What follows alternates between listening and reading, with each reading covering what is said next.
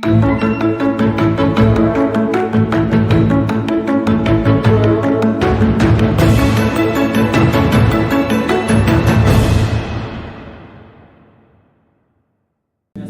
warahmatullahi wabarakatuh.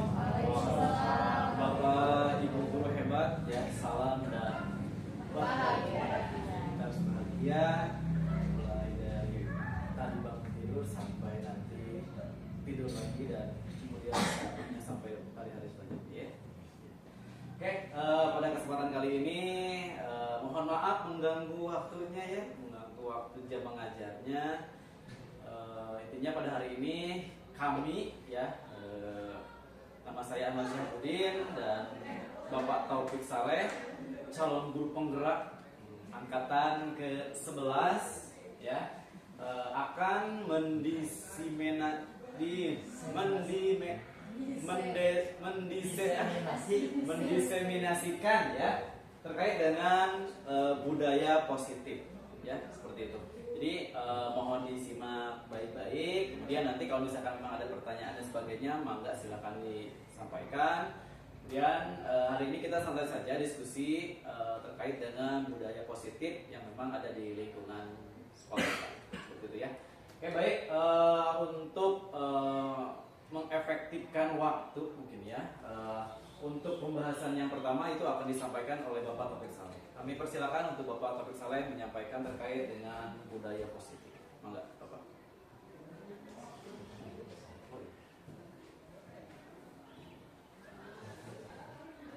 Oke baik, Assalamualaikum warahmatullahi wabarakatuh. Waalaikumsalam warahmatullahi wabarakatuh. Salam dan bahagia. Selamat siang Bapak Ibu semuanya. Mohon maaf ya mengganggu waktu mengajarnya.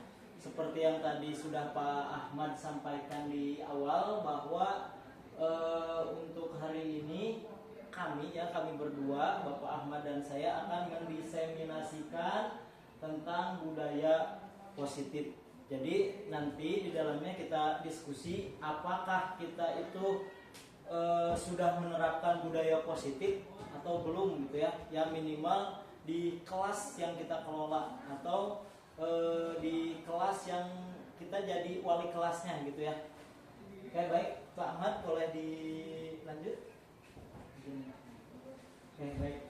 Nah ini Bapak Ibu, jadi budaya positif itu adalah perwujudan dari nilai-nilai atau keyakinan universal di sekolah. Jadi budaya positif yang diterapkan di sekolah itu berasal dari nilai-nilai kebajikan, kemudian nanti dibuat menjadi sebuah keyakinan, dan keyakinan tersebut diharapkan bisa merubah karakter-karakter peserta didik di sekolah kita, seperti itu ya. Jadi tujuannya budaya positif itu tujuan utamanya yaitu untuk merubah karakter ya, untuk merubah karakter, terus disesuaikan juga dengan profil pelajar Pancasila nanti karakternya gitu ya, seperti itu. Itu budaya. Nah selanjutnya, nah ini dia konsep inti dari budaya positif. Nah ada beberapa konsep dalam budaya positif. Nah ada perubahan paradigma belajar, kemudian ada disiplin positif, kemudian nanti ada nilai-nilai kebajikan, kemudian nanti ada kebutuhan dasar manusia ya. Berarti kita itu harus sadar ketika kita mengajar itu kebutuhan siswa itu seperti apa, dan kita harus bisa memenuhi kebutuhannya itu. Dan kita juga harus berkaca kepada diri kita bahwa setiap manusia itu pasti memiliki yang namanya kebutuhan dasar ya. Kemudian selanjutnya ada motivasi perilaku manusia, kemudian posisi kontrol guru, kemudian keyakinan kelas yang mungkin Bapak Ibu sudah membuat di kelasnya masing-masing gitu ya, keyakinan kelas atau kesepakatan kelas. Kemudian ada segitiga restitusi. Mungkin segitiga restitusi ini juga secara tidak sadar Bapak Ibu sudah melakukan segitiga restitusi. Cuman mungkin seperti apa memperlakukannya, bisa saja itu sudah terjadi tetapi tidak paham apa itu segitiga restitusi. Nanti untuk lebih jelasnya untuk segitiga restitusi, kemudian keyakinan kelas dan posisi kontrol nanti akan disampaikan oleh Pak Ahmad. Baik lanjut. Nah ini pembelajaran dengan paradigma baru. Pembelajaran dengan paradigma baru merupakan pembelajaran yang dirancang berdasarkan prinsip pembelajaran berdiferensiasi.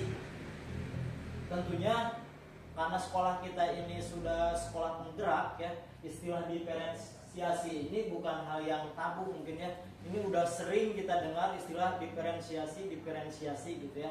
Tetapi dalam penerapannya mungkin banyak hal gitu ya yang harus kita perhatikan juga terkait berdiferensiasi ini. Dan kita juga harus berkaca kepada diri kita sendiri, apakah kita sudah melakukan pembelajaran berdiferensiasi gitu ya. Nah, sehingga peserta didik belajar sesuai dengan kebutuhannya berdasarkan tahap perkembangan sesuai teori psikologi modern. Kemudian untuk mewujudkan profil pelajar Pancasila. Ya, untuk profil pelajar Pancasila ada 6 dimensi ya. Ada 6 dimensi. Nah, ini mungkin Bapak Ibu juga udah sering ya, apalagi yang sudah mengisi kegiatan P5. Berarti itu udah dalam banget ya, udah dalam banget, lebih dalam daripada dadasnya Bu Indri ya Bu Indri. Untuk pelajaran untuk P5 ini. Nanti diharapkan dengan pembelajaran dengan paradigma baru ini peserta didik kita itu mampu merubah karakternya sesuai dengan yang diharapkan, yaitu sesuai dengan profil pelajar Pancasila ya. Diantaranya nanti ada beriman dan bertakwa, pendidikan global, kemudian gotong royong, mandiri, kemudian bernalar kritis dan kreatif, diharapkan seperti itu. Nah, nanti akan dihubungkan dengan budaya positif. Bagaimana peserta didik bisa menerapkan budaya positif di sekolah sehingga menjadi sebuah karakter gitu ya, menjadi sebuah ciri khas dari sekolah kita. Lanjut Pak Den. Nah, terkadang ketika kita mendengar istilah-istilah budaya positif gitu ya, terkadang terjadi juga miskonsepsi ya, atau ada salah pemahaman, terutama yang ada kaitannya dengan teori kontrol. Kita sebagai guru ya, kan pastinya mengontrol seperti apa keseharian peserta didik di sekolah ya. Nah, biasanya dalam kita mengontrol terkadang kita miskonsepsi tentang teori kontrol ini. Nah, yang pertama miskonsepsi yang terjadi adalah ilusi mengontrol murid. Jadi terkadang kita membayangkan bahwa kita itu bekerja itu untuk mengontrol murid gitu ya, yang kita bayangkan. Kemudian yang kedua, ilusi bahwa semua penguatan itu positif dan bermanfaat. Kita terkadang apa yang kita lakukan, penguatan ini, penguatan yang kita buat, kadang kita merasa bahwa itu sangat bermanfaat buat peserta didik atau buat murid. Tetapi pada kenyataannya tidak semua yang kita buat penguatan itu dapat diterima dan bermanfaat untuk peserta didik ya, seperti itu. Jadi terkadang pandangan yang selama ini kita buat terkadang itu tidak selalu benar gitu ya, tidak selalu benar. Berarti kan ada benarnya, tetapi sekali lagi tidak selalu benar. Kemudian yang selanjutnya ada ilusi bahwa kritik dan membuat rasa bersalah mampu menguatkan karakter. Nah, terkadang kan seperti itu, ketika misalkan di kelas ada siswa yang tidak mengerjakan tugas, kita pasti memberikan hukuman gitu ya, dan kita merasa bahwa hukuman tersebut akan membuat karakter siswa itu menjadi lebih baik. Tetapi kan kenyataannya nggak seperti itu ya. Terkadang untuk murid-murid atau siswa-siswa yang beberapa kali misalkan tidak mengerjakan tugas, kemudian kita perlakukan seperti itu, malah semakin kesini itu bukan semakin membaik gitu ya. Tuh. Nah, terkadang kan kita berpikiran seperti itu ya, sama mungkin semuanya berpikiran seperti itu bahwa kritik dan membuat rasa bersalah itu mampu menguatkan karakter. Kayak kita memarahi siswa karena tidak mengerjakan tugas, kesiangan dan lain-lain, atau jajan di jam pelajaran ya. Dan biasanya guru itu berpendapat bahwa ketika memarahi siswa tersebut ini akan merubah karakternya, akan merubah perilakunya. Tetapi pada kenyataannya ya, ini banyak yang tidak terjadi. Kemudian yang selanjutnya, ilusi bahwa orang dewasa berhak memaksa. Nah, ini ya. Nah, kita sebagai guru biasanya kan memberikan tugas kepada siswa ya. Biasanya tugasnya itu terkadang sifatnya memaksa. Nah, kita sebagai orang dewasa, biasanya orang dewasa gitu ya, kalaupun di keluarga biasanya kakaknya itu kan pasti lebih punya power dibandingkan dengan adik-adiknya. Nah, sangkaannya kan seperti itu, kalaupun di sekolah kita bisa memaksa siswa untuk melakukan apa yang kita inginkan gitu ya. Tetapi kan pada kenyataannya harusnya tidak seperti itu. Karena sekali lagi setiap peserta didik atau murid itu punya hak juga untuk melaksanakan atau enggak gitu ya, untuk hal-hal yang tadi sifatnya memaksa. Berarti kan tidak semua yang kita paksakan itu juga bisa diterima oleh murid kita gitu ya. Berarti ketika kita akan membuat sebuah tugas dan lain sebagainya, kita harus memikirkan juga jangan sampai ada istilah memaksa gitu ya. Selama ini Bapak Ibu memaksa atau enggak ketika ngasih tugas kepada siswa? Memaksa ya. Tujuannya buat apa? Biar ya. Jadi kayak gini ya, kayak tadi berarti kita memberikan penguatan. Ketika kita paksa itu akan merubah karakter, mungkin pandangannya seperti itu. Sama semuanya juga pasti berpandangan seperti itu ya. Tetapi pada kenyataannya di lapangan mungkin Bapak Ibu bisa melihat beberapa peserta didik yang ketika kita paksa itu malah semakin apa ya, di dalam belajarnya malah semakin brutal gitu ya. Betul. Malah semakin tidak baik gitu ya. Berarti kan yang kita pikirkan selama ini ternyata itu teh ada salah pemahaman tentang itu ya, terjadi miskonsepsi tentang teori kontrol seperti itu ya Bapak Ibu. Mudah-mudahan bisa dipahami ya. Iya. Bisa. Iya. Nah, ini dia mengubah paradigma stimulus respon ke pendekatan teori kontrol. Nah, yang pertama realitas atau kebutuhan kita sama. Terkadang kita berpandangan bahwa kebutuhan semua orang itu sama. Nah, teori kontrolnya harusnya realitas kebutuhan kita berbeda. Begitupun juga dengan kebutuhan siswa ya, berbeda-beda. Tidak tidak boleh kita menyamakan semua siswa. Makanya tadi kan di awal ada berdiferensiasi, tujuannya seperti itu karena setiap siswa atau setiap murid itu kan unik ya, memiliki memiliki keterampilan ya, memiliki skill yang berbeda-beda. Nah, kemudian yang selanjutnya semua orang melihat hal yang sama. Nah, dalam teori kontrol yang seharusnya terjadi itu setiap orang memiliki gambaran berbeda, sehingga kita tidak akan mudah marah biasanya ya kepada siswa ketika mereka tidak bisa, karena kita punya gambaran bahwa setiap siswa itu berbeda. Mungkin cara cara pemberian evaluasinya gitu ya, evaluasi penilaiannya berbeda gitu ya. Yang terpenting tujuannya itu sama. Kemudian yang selanjutnya kita mencoba mengubah orang lain agar berpandangan sama dengan kita.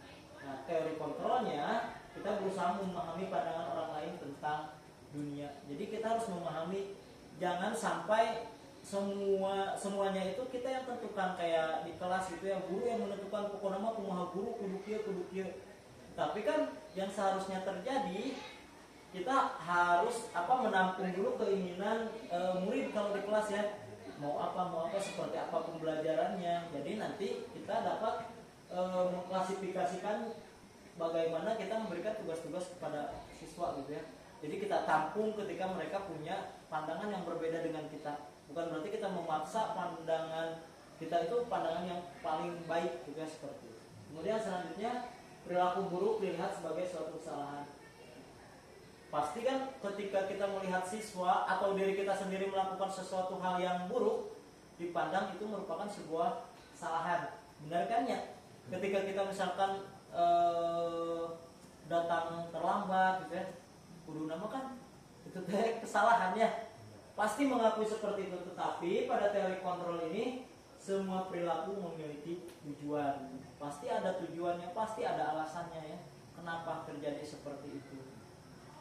Kemudian selanjutnya, orang lain bisa mengontrol saya. Nah, hanya Anda yang bisa mengontrol diri Anda. Jadi tidak ada yang bisa mengendalikan diri kita gitu ya. Makanya kita itu menjadi manusia yang merdeka gitu ya, berdiri sendiri. Itu tidak boleh ada orang lain yang mengontrol diri kita atau mengarahkan kita itu jadi boneka ya, seperti itu. Jadi yang berhak mengontrol diri kita sendiri ya kita sendiri. Biarkan saja kalau orang lain mengatakan tentang kita harus gini, kalau tidak mau terima ya itu kembali lagi kepada diri kita gitu. Oke, nah selanjutnya saya bisa mengontrol orang lain. Nah, Anda tidak bisa mengontrol orang lain. Jadi sebaliknya kayak tadi ya. Yang hanya bisa mengontrol diri kita ya diri kita sendiri, dan hanya yang bisa mengontrol orang lain berarti orangnya itu sendiri. Kemudian pemaksaan ada pada saat bukan gagal. Nah, ketika kita membujuk kemudian gagal, kan ya pasti dipaksa. Membersihkan upacara ya itu banyak ya. Mungkin kalau Bapak Ibu lihat di lingkungan kita mungkin nanti akan dibahas tentang hukuman gitu ya. Momen nih kesana terus ada lagi konsekuensi, ada restitusi yang pernah dilakukan Bapak Ibu itu maksudnya nanti itu hukuman atau konsekuensi atau restitusi mungkinnya seperti itu. Nanti akan dibahas sama Pak Ada Ahmad siap untuk membahas itu. Nanti mungkin ada pertanyaan dari teman-teman ya. Kalau tidak dipahami silahkan tanyakan ya. Kalau nggak ada tanyakan hubungan juga nggak apa-apa.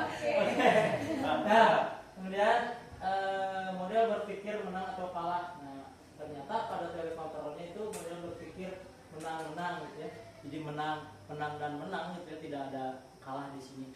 Nah, seperti itu teori kontrolnya. Nah, diharapkan teori kontrol tentang dunia ini atau teori kontrol nanti yang akan kita lakukan ini mampu merubah paradigma menjadi paradigma yang bagus gitu ya ke depannya gitu ya. Jadi mampu merubah kebiasaan-kebiasaan yang pandang menurut kita itu benar, ternyata hal tersebut itu tidak benar atau kurang tepat mungkin ya, hal tersebut kurang tepat. Nah, dengan adanya teori kontrol seperti ini kita bisa membuat nantinya bisa membuat hal-hal yang lebih baik lagi pandangan terhadap diri kita sendiri dan orang lain seperti itu. Jadi lanjut Bapak Jaya. Nah, yang selanjutnya adalah disiplin positif.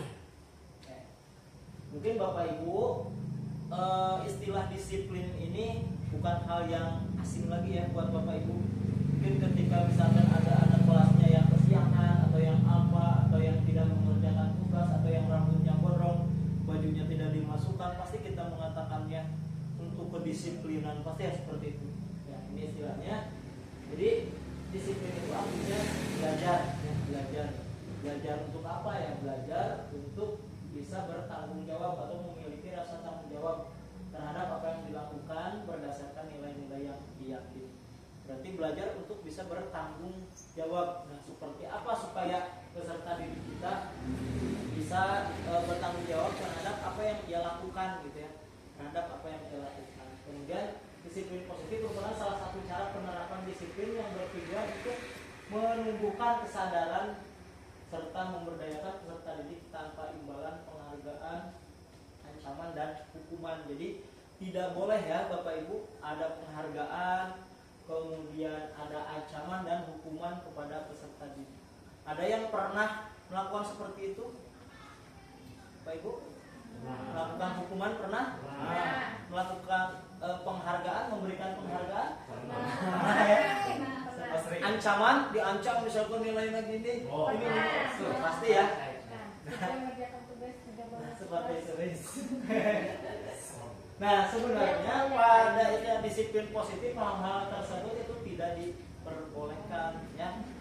Tujuan disiplin positif itu kan tadi supaya anak tersebut bisa bertanggung jawab. Ketika mereka datang terlambat ke sekolah, harusnya jangan dihukum dulu di depan gitu ya. Ke rumah datang terlambat ya, terus dihukum dia atau belajarnya makin terlambat ya. Nanti akan dibahas restitusinya ya Pak Ahmad kalau seperti itu nanti kayak gimana penyelesaiannya gitu ya. Berarti kan bisa dipanggil setelah jam pelajaran atau di jam istirahat gitu ya. Pemanggilannya seperti itu. Jadi keur makaburangan, ketinggalan pelajaran ditambahan deui, ditambah PWC misalkan ya, seperti itu. Malah jadi semakin ketinggalan pembelajarannya. Intinya disiplin positif itu untuk memberikan peserta didik itu rasa tanggung jawab terhadap apa yang ia lakukan seperti itu ya. Bapak Ibu. Oke, baik kita lanjut ya. Nah, sebagai pendidik, Bapak Ibu pendidik atau pengajar? Pendidik dan pengajar ya. Nah, tujuan kita adalah mewujudkan murid yang memiliki disiplin diri sehingga mereka berperilaku mengacu pada nilai-nilai kebajikan universal dan memiliki motivasi intrinsik dalam perubahan perilaku ke arah yang lebih baik. Iya, betul. Jadi diharapkan dengan adanya disiplin positif tadi, peserta didik ini dapat menerapkan nilai-nilai kebajikan ya, nilai-nilai yang baik. Kemudian diharapkan juga peserta didik itu memiliki motivasi intrinsik ya. Motivasi intrinsik itu motivasi yang lahir dari dirinya sendiri, bukan karena ada bukan karena ada ajakan paksaan, ancaman dan lain-lain dari pihak lain gitu ya. Jadi dengan kebiasaan positif, dengan budaya positif itu diharapkan ada muncul dengan sendirinya namanya motivasi intrinsik dari dalam dirinya. Diharapkan seperti itu ya. Walaupun pada kenyataannya untuk menumbuhkan motivasi intrinsik pada peserta didik itu sangat amat sulit ya. Nah, untuk hal itu harusnya dimulai dari diri kita dulu sebagai pendidik gitu ya. Misalkan datang tepat pada waktunya, masuk kelas tepat pada waktunya gitu ya. Nanti anak juga akan sadar dengan diri sendiri tanpa harus kita ancam, tanpa harus kita tanpa harus kita suruh gitu ya. Tapi mereka punya keinginan atau motivasi dari diri sendiri ya. Kita coba aja walaupun sulit gitunya. Udah kan ya, semakin lama mudah-mudahan ketika kita bekerjasama berkolaborasi menerapkan disiplin positif, mudah-mudahan bisa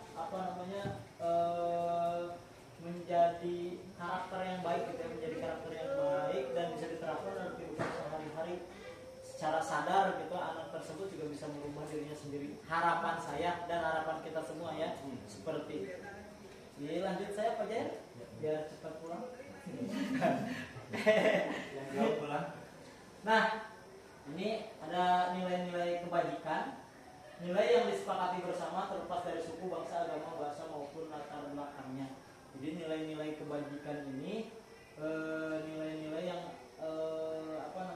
bisa diterapkan atau dijunjung tinggi di suatu lembaga misalnya. Nah, ini nilai-nilai kebajikan ini harus disepakati bersama. Jadi semuanya harus sepakat ya, kan kesepakatan. Jadi kesepakatan itu kan harus dibuat secara bersama-sama. Dilanjut Pak ya. Nah, nanti untuk contoh nilai kebajikannya ada di sini. Ada contoh nilai kebajikan di institusi atau organisasi. Nah, yang pertama untuk profil pelajar Pancasila sudah pasti ada nilai kebajikannya beriman, bertakwa pada Tuhan Yang Maha Esa dan berakhlak mulia. Ya. Nah, berarti ada nilai-nilai ini. Nah, bagaimana cara menerapkannya? Mungkin dengan kebiasaan akhlak mulia itu ya, seperti tadarus, sholat duha, sholat berjamaah dan yang lain-lainnya tanpa harus disuruh ya. Jadi, kemudian yang kedua berkebinekaan global ya. Jadi mempunyai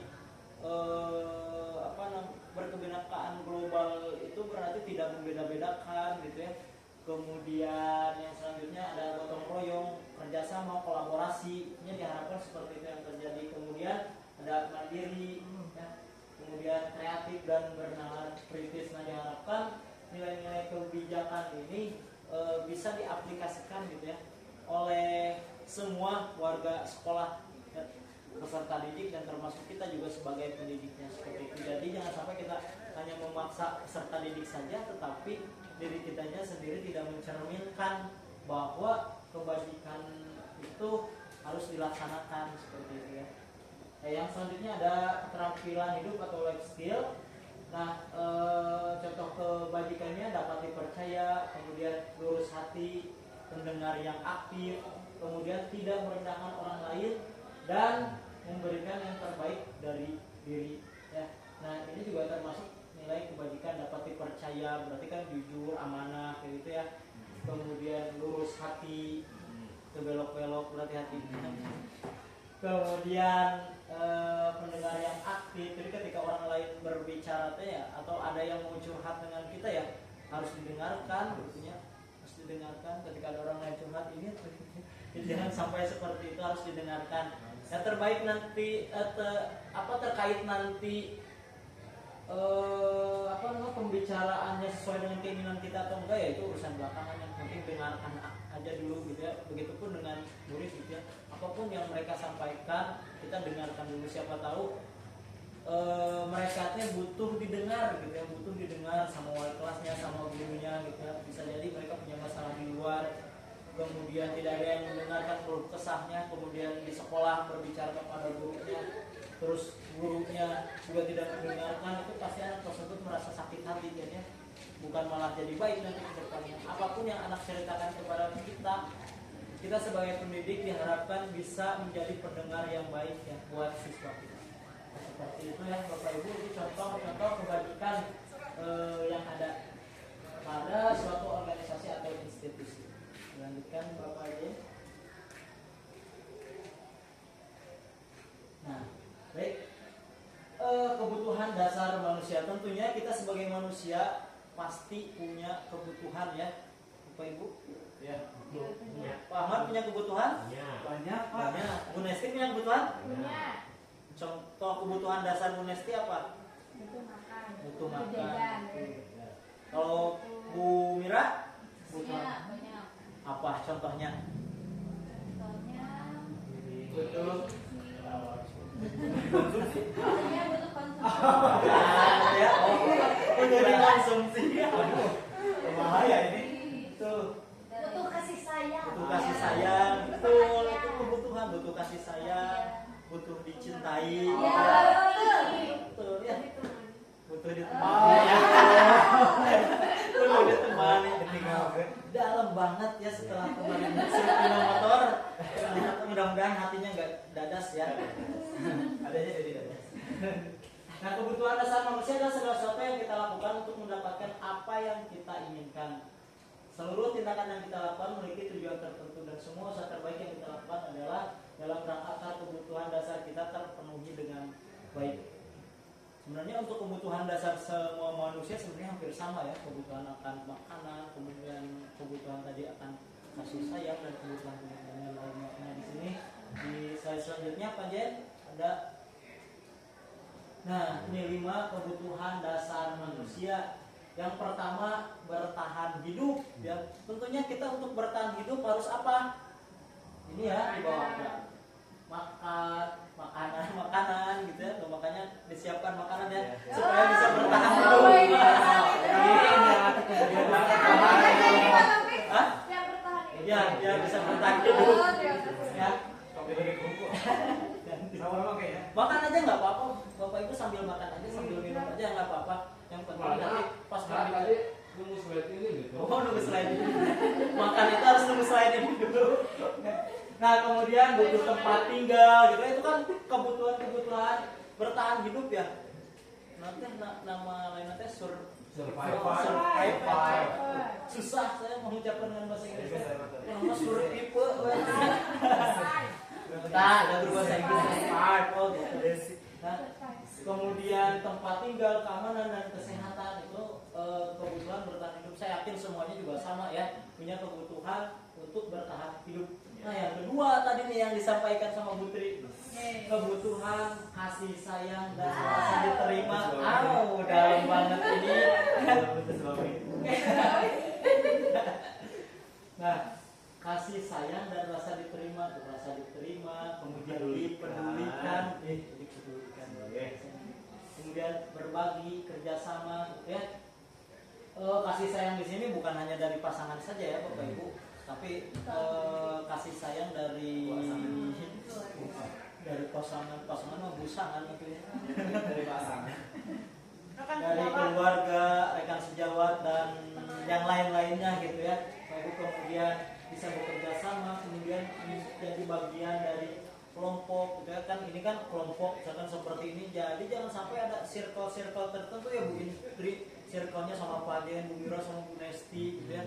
Nah, sebenarnya kan rasa diterima itu harus menjadi bagian dari kelompok. Ketika kita punya kelompok atau kita bekerja di instansi ini di sekolah kita, berarti kita harus menjadi bagian dari sekolah kita itu sendiri. Jadi jangan sampai kita merasa bahwa kita itu hidup sendiri gitu ya, seperti itu.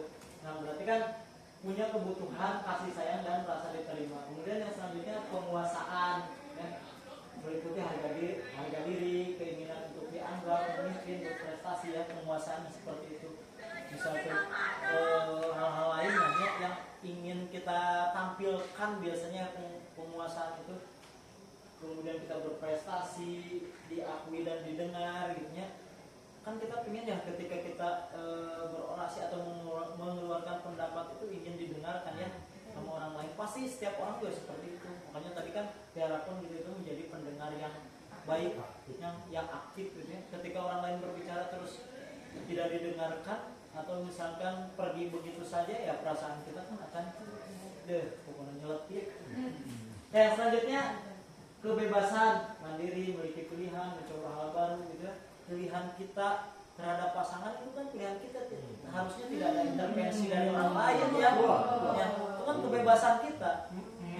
Gak boleh ada orang lain mau ulah jeung si eta saya mah itu mah urang we gitu ya. Ya gitu harusnya ya seperti itu. Kalaupun misalkan ada yang mengarahkan ya mungkin nanti kita bebas memilih atau enggak gitu ya, seperti itu tetap kebebasan kita. Kemudian selanjutnya kesenangan ya. Ya udah pasti kita butuh kesenangan ya. Oh, betul banget. Tuh ya. Nah begitu juga dengan anak-anak di kelas, berarti butuh kesenangan juga. Kesenangan itu ada bermain, tertawa, humor, antusiasme, tertawa. Di kelas kesenangan belajar sejumlah tuh ya. Jika beres ya kan tidak ada kebutuhan dasarnya. Kenapa anak-anak tersebut tidak mau belajar? Bisa jadi kebutuhan dasarnya itu tidak terpenuhi. Ya. Ya. Bisa jadi kebutuhan dasarnya tidak terpenuhi. Kenapa sih anak-anak teh pas kita ngajar teh cicing we gitu ya, pas nonton koleng pas diem we gitu ya anak-anak teh itu di kelas, padahal bisa jadi kebutuhan dasar akan kesenangannya itu tidak terjadi, tidak terpenuhi gitu ya. Mungkin bisa bermain. Mungkin sebelum pembelajaran ada permainan dulu supaya kebutuhan anaknya itu tersalurkan gitu ya. Ada tertawa dulu, ada humor dulu gitu ya. Bayangkan kalau pelajaran-pelajaran eksak gitu ya, ada humornya gitu ya, ngebuang aja gitu ya. Kalau harusnya botak gitu ya, seperti itu. Nah, 5 kebutuhan dasar ini sebenarnya harus kita miliki. Nah, begitu juga kita harus tahu kebutuhan dasar ini juga terhadap siswa kita, terhadap murid kita, terutama misalkan ketika kita mengajar di kelas gitu ya. Makanya kita jangan menjudge bahwa orang tersebut salah, nah kalau kami gak mau ikut belajar dan lain-lainnya. Lihat tuh apakah kebutuhan dasarnya sudah terpenuhi ya. Jadi dilihat dulu ke sana. Jadi jangan sampai kita menjudge bahwa kamu tidak mau belajar, kamu keluar pelajaran ibu, kamu keluar pelajaran bapak, kamu gak mau nurut sama bapak, gak mau nurut sama ibu. Lihat dulu kebutuhan dasarnya, apakah anak tersebut sudah terpenuhi atau belum. Coba dekati, bilang kamu kenapa gitu, yang baik-baik ya. Kamu gak punya uang, sama bapak juga ya. kamu gak punya uang, sama ibu juga. Ya seperti itu ya, ini kebutuhan dasar. Berarti kembali lagi kita harus sadar terhadap kebutuhan dasar manusia ya, terutama terhadap peserta didik kita, karena tujuan kita mengajar, tujuan kita mendidik supaya kan peserta didik kita itu sesuai dengan apa yang kita harapkan gitu ya, bisa merubah karakter yang kita inginkan gitu ya, terutama sesuai dengan profil pelajar Pancasila tadi. Selanjutnya Pak Jai. Nah, tadi motivasi perilaku manusia kan, ada motivasi ekstrinsik, ada motivasi intrinsik. Kalau intrinsik itu lahir dari dalam dirinya sendiri gitu ya, tanpa harus disuruh. Bu Nesti kamu harus ini, Bu Nesti kamu harus ini. Misalkan kata Bu Evi itu Bu Nesti, tetapi semakin kesini Bu Nesti itu dengan sendirinya, oh Nesti harus gini, harus gini. Nah berarti kan itu unsur intrinsik itu yang lahir.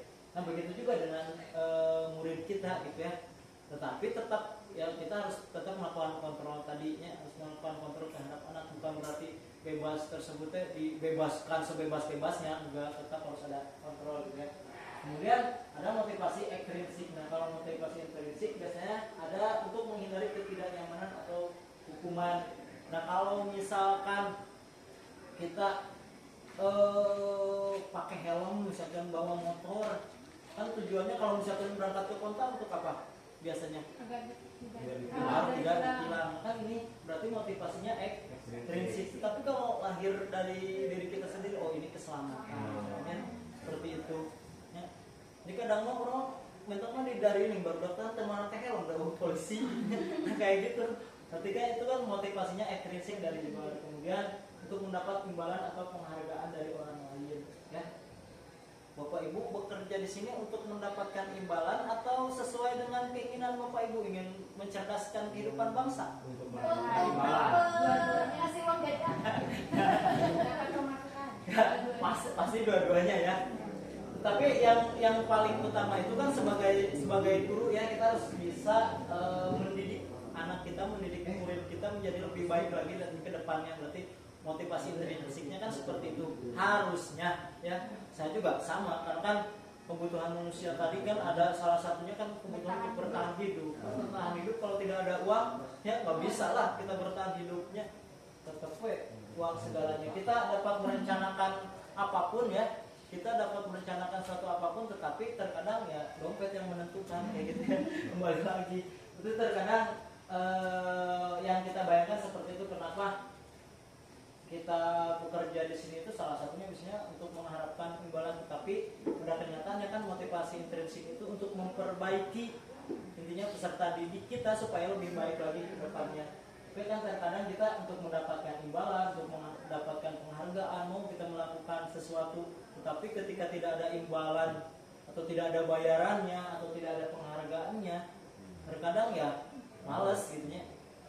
Seperti itu kan yang kita rasakan ya. Tetapi mudah-mudahan dengan tadi adanya motivasi perilaku manusia ini kita sadar, semoga ke depan itu kita melakukan sesuatu itu bukan karena ada arah-arah tertentu gitu ya, bukan karena takut dirazia tadi, bukan karena dikasih imbalan, tetapi murni atau pure dari diri kita sendiri gitu ya, ingin memberikan yang terbaik seperti itu. Ya, Bapak Ibu mudah-mudahan bisa dipahami ya. Yang selanjutnya apa aja? Nah, ini yang terakhir ya yang saya sampaikan, nanti sisanya sama Pak Ahmad. Santai ya Pak Ahmad. Pak Ahmad bisa kuat lalu itu. Nah, yang selanjutnya ada istilah hukuman, konsekuensi dan restitusi ya. Selama ini yang Bapak Ibu lakukan apa? Hukuman, konsekuensi atau restitusi? Restitusi. Kalau Putri karena ini CGP angkatan 10, luar biasa. Pasti sudah melakukan restitusi. Sampai lupa belajar. Ya, sampai lupa belajar dan melakukan restitusi. Nah, kalau hukuman itu biasanya tidak terencana dan tiba-tiba. Jadi hukuman itu biasanya sepihak ya. Jadi misal sekolah membuat aturan tanpa disosialisasikan dulu dengan siswanya. Nah, terus misalkan datang terlambat, ujung-ujung kita ngepel, itu berarti hukuman. Ya, kemudian ada konsekuensi. Nah, konsekuensi itu terencana dan disepakati sesuai peraturan. Jadi benar kemarin Bu Tita, jadi karena kan Bu Tita itu CGP ya, pasti tahu seperti apa alurnya ketika akan melakukan peraturan tersebutnya. Harus harus dikasih tahu dulu gitu ya, ada kesepakatannya dan nanti ujung-ujungnya ada konsekuensinya seperti apa. Nah, kalau sifatnya konsekuensi kan mereka udah sadar bahwa ketika mereka melakukan sesuatu ada konsekuensinya. Beda dengan hukuman ya. Hukuman itu mereka kadang tidak tahu, ada aturan secara sepihak, tidak dibahas bareng-bareng gitu. Dijieun bae ku sekolah. Beres. Misalkan sepatu coklat, misalnya warnanya coklat, dihukum misalkan harus lari atau tidak boleh mengenakan sepatu ke kelas ya. Kalau sepatunya warna putihnya Putri waktu itu, kalau sekarang Putri, kalau sekarang udah CGP, Putri tidak menangani sepatu lagi ya. Ternyata nggak boleh seperti itu ya. karena itu sifatnya hukuman, dan hukuman itu sebenarnya membuat sakit hati ya. Sakit hati anak, sakit hati itu tidak hilang dengan waktu sebentar Bapak Ibu. Betul. Makanya kan betul. Berarti Bu Nesti sakit hati ya. Benar seperti itu. Ya ketika kita memarahi siswa, tahu nggak kita bahwa siswa itu sakit hati, dan sakit hati itu akan terus. Gimana kalau mereka melakukan sesuatu hal yang tidak diinginkan dilaksanakan, yang naudzubillah gitunya. Makanya kita harus berhati-hati terhadap apa yang kita lakukan gitunya terhadap siswa kita ya. So, kemudian nanti ada restitusi. Restitusi itu proses menciptakan kondisi bagi murid untuk memperbaiki kesalahan. Itu nanti untuk pembahasan restitusi keyakinan kelas nanti akan dibahas sama Pak Ahmad ya. Jadi sekali lagi mungkin Bapak Ibu selama ini kan ada yang sudah menggunakan konsekuensi gitu ya. Ada juga yang sering menggunakan hukuman gitu ya. Yang paling sering yang mana yang pernah dilakukan? Konsekuensi ya. Atau hukuman juga ada? Pernah. Jadi kalau konsekuensi berarti harus ada ya, kalau misalkan konsekuensi itu juga harus tertulis dan disepakati bersama. Ketika mereka tidak sekolah berarti perlu dikasih tahu ya. Tetapi ketika mereka tidak sekolah kan nggak tahu dihukum ya ujung-ujung ya. Itu nggak boleh juga ya. Jadi harus disepakati kalau yang namanya konsekuensi. Kalau yang restitusi nanti itu lebih cara penanganan yang lebih baik gitu ya, penanganan yang lebih baik dari kesalahan-kesalahan yang dilakukan oleh murid ya nantinya, agar mereka bisa kembali lagi ke kelompoknya mereka sendiri ya. Itu tujuan dari restitusi. Kalau hukuman dan konsekuensi tentunya Bapak Ibu sudah melakukan yang sering menghukum juga sering. Nah, kalau misalkan kamu keluar jam pelajaran ya, sebenarnya tidak boleh seperti itu. Kalau mereka berbicara di atau gak ikut pelajaran kita, nanti aja bisa dipanggil gitu ya langsung. Jadi jangan mempermalukan mereka di depan teman-temannya ya. Itu juga bagian dari hukuman, itu sakit ya. Beneran seperti itu. Maka kita sebagai pendidik, sebagai guru harus berhati-hati, karena setiap tingkah laku kita akan selalu dipantau oleh anak didik kita gitu ya, akan selalu diikuti ya, atau bahkan diturutan gitu ya. Mereka pasti melakukan apa yang kita lakukan. Biasanya kan guru itu digugu dan ditiru. Nah mungkin itu saja untuk pemaparan yang saya sampaikan tentang budaya positif. Untuk selanjutnya saya kembalikan lagi ke moderator ya, Bapak Ahmad, sekaligus yang akan menyampaikan materi selanjutnya. Bapak Ahmad dipersilakan. Terima kasih atas perhatiannya terkait dengan yang disampaikan oleh Bapak Taufik ya. Selanjutnya akan saya lanjutkan ya, ini masih bersinambungan dengan pembahasan yang tadi Bapak Taufik sampaikan terkait dengan budaya positif ya. Oke, sudah nampak di depan ada 5 posisi kontrol guru ya. Yang pertama itu ada penghukum ya. Yang kedua ada pembuat merasa bersalah ya. Yang ketiga ada posisi kontrol guru sebagai teman, kemudian sebagai pemantau, dan terakhir manajer. Kira-kira Bapak Ibu yang mana di 5 posisi kontrol ini yang pernah Bapak Ibu lakukan? Mau 2, mau 3, mau semuanya? Teman, pemantau. Pernah? Ya. Pernah? Oke, ya dilanjut Pak Gai. Nah, ya di depan ada contoh penerapan 5 posisi kontrol guru nih. Ya, yang penghukum itu contohnya seperti ini. Hormat pada bendera selama 1 jam. Ya, itu. Jadi ketika misalkan ada siswa yang bermasalah dengan kita langsung menghukum dia, misalkan karena memang terlambat, atau misalkan pas kita belajar orangnya terlambat, terus kita otomatis langsung harita gitunya. So, mana keluar ayana hormat karena bendera. Nah, itu disebut dengan guru penghukum. Pernah Ada yang pernah tidak? Coba mungkin bisa diceritakan seperti apa pengalamannya terkait dengan guru penghukum. Dulu ketika Oke, Bu Nesti apa Bu Nesti? kalau misalnya telat masuk kelas Hmm. disuruh ke para istirahat. Oh langsung, ya. Tapi kan tetap ya hukumannya juga intinya beralasan, kemudian ada manfaatnya, gitu ya. Tapi tetap namanya hukuman itu tidak diperbolehkan. Ya. Kalau hukum positif Tetap aja tidak berhubung. Ya seperti itu. Kemudian yang kedua ada guru yang membuat merasa bersalah, ya. Nah, berapa kali ibu bilang, ya, ketika memang si guru memberikan enggaknya, memang kan, ya, karena teh udah mengecewakan saya, gitu kan. Kalau saja kamu tidak mengerjakan, mungkin pembahasan kita akan berlanjut. Jadi anak teh iya, Gara-gara saya. jadi itu gara-gara orang muridnya, jadi itu lanjut nah gitunya. Jadi muridnya kayak merasa bersalah gitu ya. Nah, selanjutnya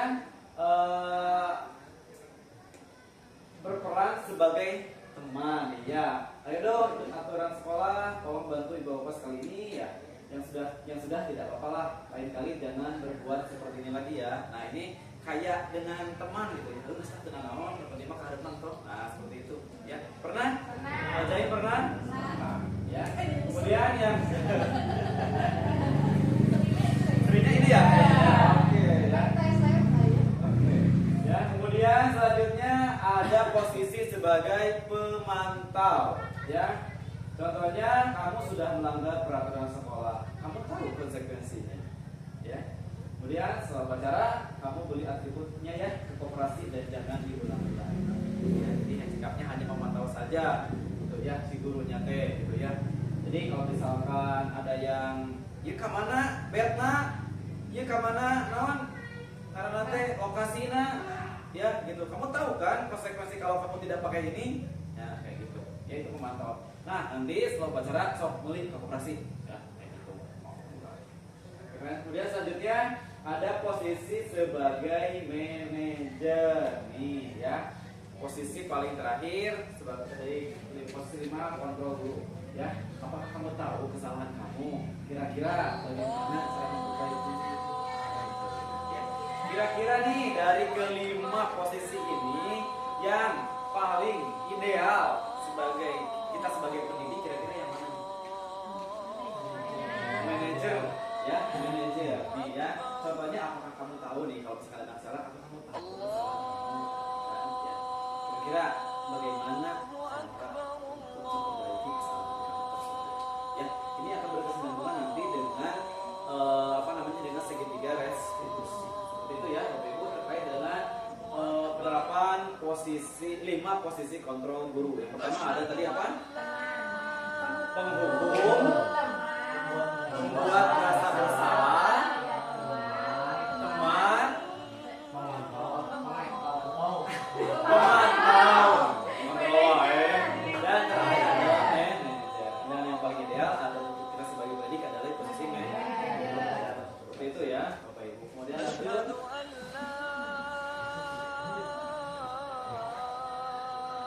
Ya. Nah, nih di depan sudah ada kalimat ya. Posisi kontrol aku ya. Saya kecewa sekali dengan kamu. Pembuat bersalah. Benar nggak? Saya kecewa sekali dengan kamu. Berarti membuat merasa bersalah. Ya, kemudian.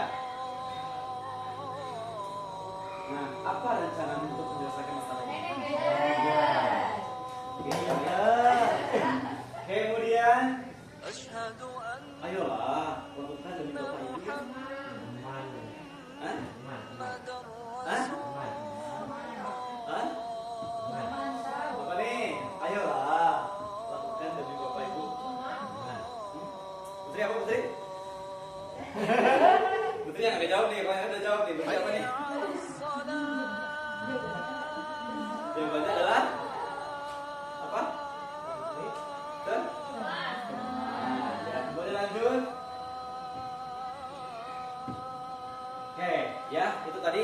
terkait dengan penerapan 5 posisi kontrol guru. Nah, kita masuk sekarang ke keyakinan kelas.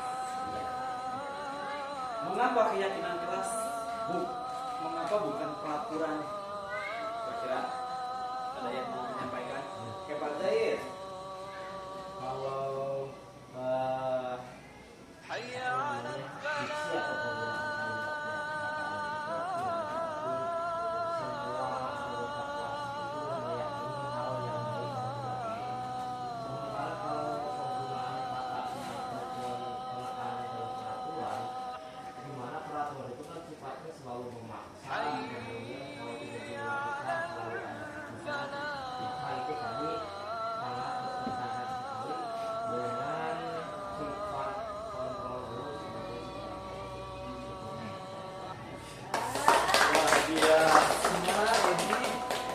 Sofia jadi CGP. Sudah cocok jadi CGP 12.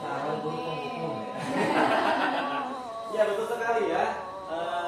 Keyakinan kelas itu adalah hal yang disepakati secara bersama-sama di kelas gitu ya. Jadi kayak tadi nih ya, ini boleh makan atau tidak ya? Kalau memang kesepakatannya sudah boleh, maka dia silakan gitu kan, tidak ada umum dan sebagainya gitu kan, tidak ada peraturan seperti itu ya. Terus juga peraturan itu memang biasanya dibuat sekolah secara umum mungkin ya, secara random gitu ya. Makanya nanti di resolusi juga atau di kaitan kelas itu ada namanya kalimat positif dan ada kalimat negatif ya. Nanti nih mungkin guru bahasa Indonesia nanti mungkin bisa terkait dengan kalimat positif dan seperti apa, kemudian kalimat negatif ya. Lanjut. Oke, ini pembentukan keyakinan kelas yang pertama harus bersifat abstrak ya. Kemudian berupa pernyataan universal, dibuat dalam pernyataan positif gitu ya. Jadi kalau misalkan di peraturan itu ada yang namanya dilarang membuang sampah ya, itu kalimatnya kalimat negatif. Kalau kalimat positifnya apa? Nah, bisa kayak gitu. Atau menjaga kebersihan. Dilarang terlambat. Berarti kalimat positifnya datanglah tepat waktu. Nah, seperti itu ya. Terus sudah paham alhamdulillah. Kemudian sedikit saja agar mudah diingat. Ini panjang-panjang, jangan langsung ke intinya. Seperti itu ya. Kemudian sesuaikan dengan kondisi kelas dan sekolah agar lebih mudah diterapkan. Jadi tong ayah-ayah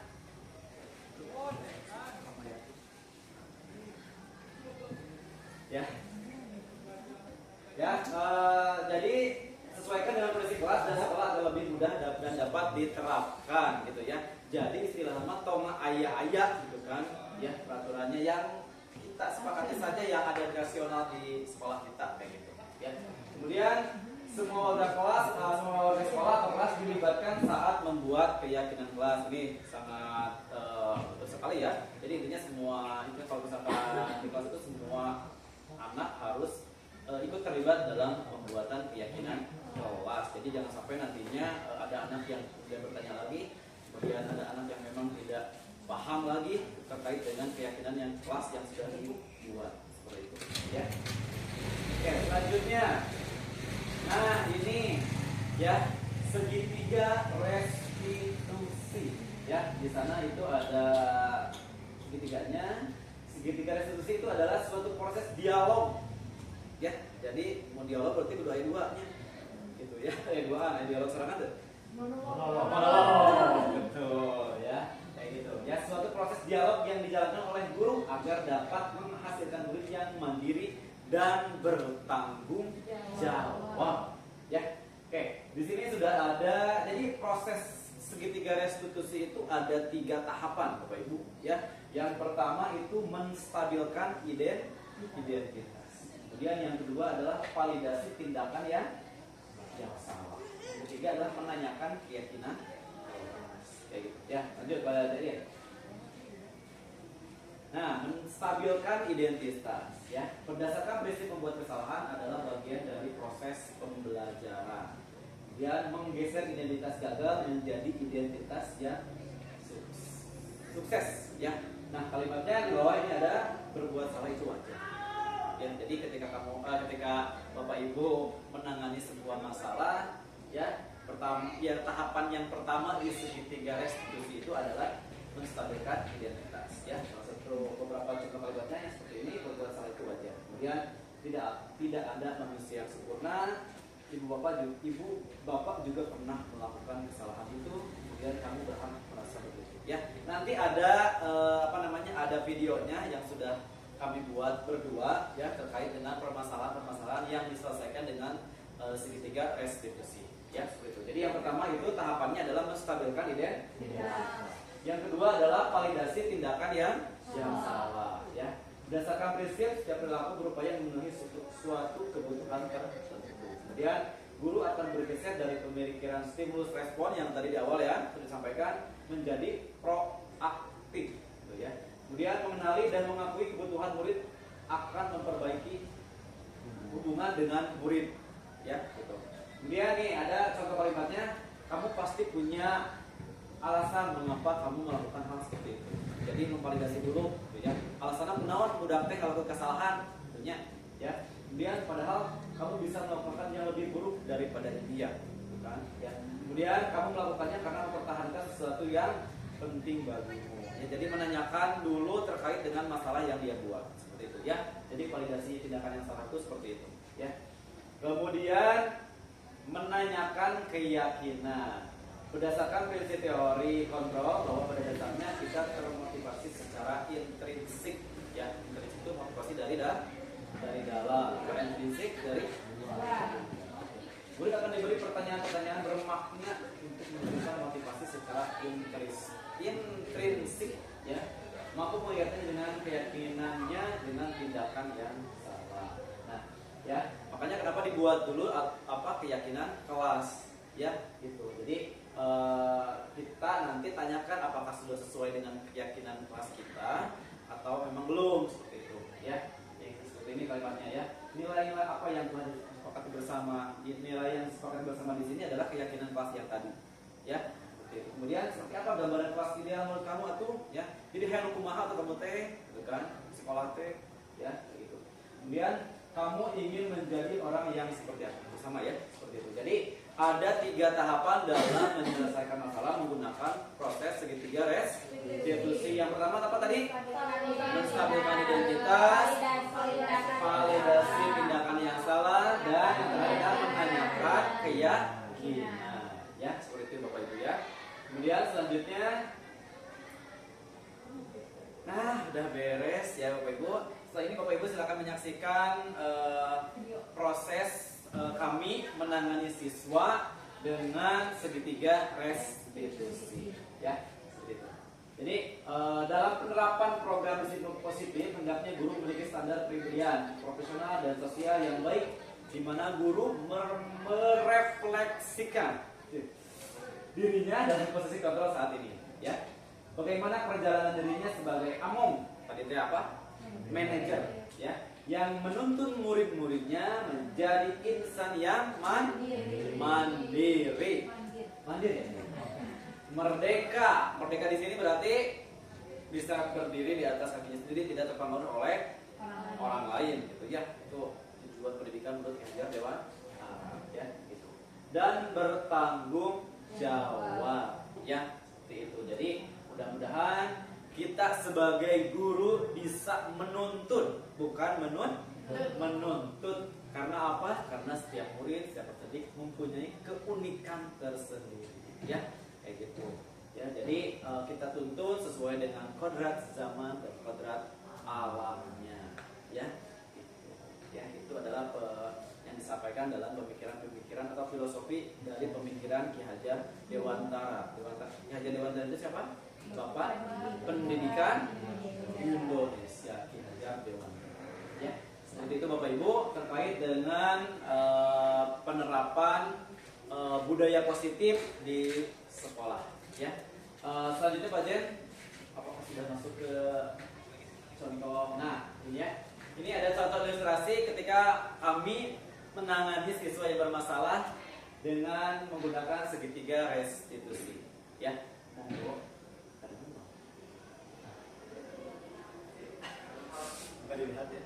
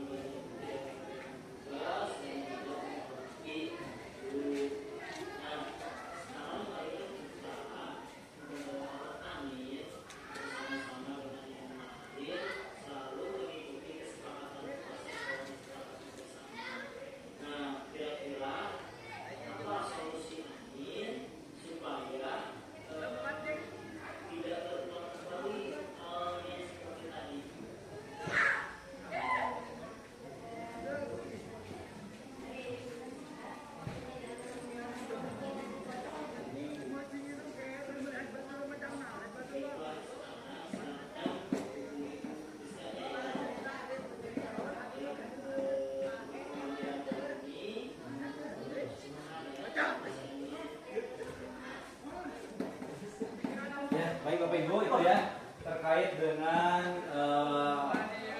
ilustrasi dari penerapan segitiga restitusi. Sebelum kami tutup, kira-kira ada yang mau disampaikan dulu atau misalkan ada yang mau menambahkan terkait dengan penerapan budaya positif di sekolah. Maka jika memang ada yang disampaikan dari siapa mungkin, kalaupun tidak ada, ya mudah-mudahan semuanya sudah paham terkait dengan penerapan segitiga restitusi. Penerapan budaya positif ini, ya. Seperti itu. Ada atau tidak? Cukup? Cukup ya? Cukup? Oh, Ibu, Putri mangga silakan. Bagaimana? Assalamualaikum warahmatullahi wabarakatuh. Waalaikumsalam warahmatullahi wabarakatuh.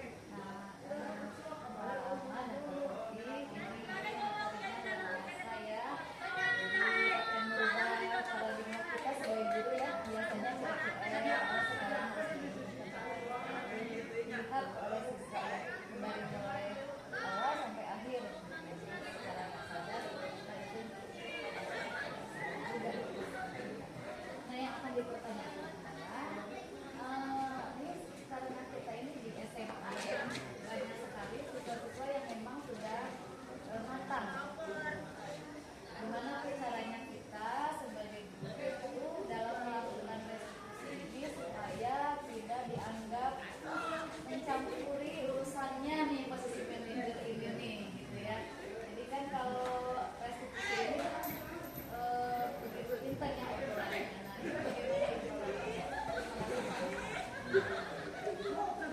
Baik, terkait dengan permasalahannya di sekolah, terkait dengan sebetulnya hampir sama saja ya, terkait dengan permasalahan-permasalahan di sekolah khususnya 3 tahapan ini memang tetap harus terlalui gitu ya. Entah itu apa namanya, entah itu permasalahannya lebih ke dalam mungkin ya. Gimana caranya mungkin kita tetap bisa menjaga apa namanya, privasi dia mungkin ya, terkait dengan masalah-masalah yang memang yang saat itu kita tangani seperti itu ya. Tapi tetap kalau untuk prosesnya itu yang 3 proses tadi itu harus dijalankan kayak gitu ya. terkait dengan penyelesaian masalah menggunakan segitiga restitusi. Mungkin terkait dengan kalau misalkan kita supaya muridnya atau peserta didiknya tidak merasa risih dengan dengan pertanyaan kita ya yang mengaitkan mungkin lebih ke dalam mungkin itu mah gimana kitanya mungkin bahasanya biar dianya gitu mengungkapkan sendiri gitu ya. Jadi bahasa kitanya jangan sampai ke sana tapi merangsang murid untuk mengungkapkan hal yang kita mau gitu. Ya. Jadi biarkan murid yang bercerita seperti itu. Ya. Jadi jangan sampai kita masuk terlalu dalam ya menanyakan hal-hal yang lebih dalam, biarkan murid ngalir saja menceritakan apa yang dia dia saat itu misalkan tidak merasa tidak merasa nyaman gitu, seperti itu ya. Jadi biarkan saja murid mengungkapkan sendiri. Kita sebagai guru mungkin istilahnya tidak terlalu masuk mungkin ya terkait dengan pertanyaannya, biarkan hanya merangsang saja terkait dengan apa yang memang ingin kita tanyakan. Tapi istilah lama orang teh nanya ke kadinya tapi budak teh supaya kumas cara budak supaya mengungkapkan memang keinginan kita gitu ya. Gitu, ya. Bisa istilahnya sabar mungkin ya pertanyaannya atau kumaha gitu ya. Jadi intinya murid nanti terangsang untuk mengungkapkan hal itu kayak gitu ya. Itu mungkin yang bisa dapat saya jawab Putri ya. Selebihnya mungkin Pak Topik ada yang menambahkan? Ya. Oke baik, terima kasih Putri atas pertanyaannya, sangat luar biasa sekali, itu mantap banget pertanyaannya. Saya juga tadi mungkin sulit sekali ini hanya pertanyaan ini jawabnya seperti apa. Oke baik, karena betul adanya untuk perlakuan anak SMA itu berbeda dengan anak-anak tingkat bawah yang seperti SD ya, ataupun mungkin SMP di bawahnya. Nah, kenapa mungkin salah satunya kenapa kita mengajar di SMA juga mungkin ada standarnya gitu, standarisasi harus bisa menyesuaikan berarti yang pertama. Nah, terkait dengan segitiga restitusi tadi betul adanya, berarti kan kita harus tetap mengikuti aturan segitiga atau tahapan segitiga restitusinya. Nah, adapun pertanyaannya ya kita harus